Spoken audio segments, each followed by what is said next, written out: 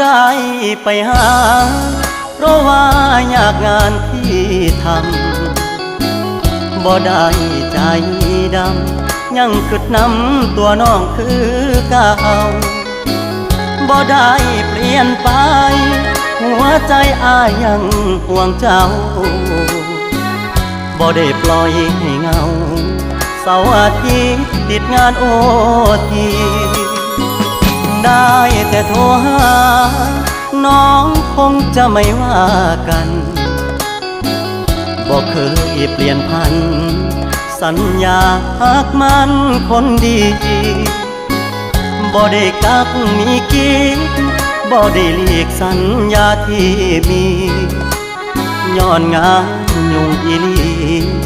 คนดีอย่าเครียดอายเด้อ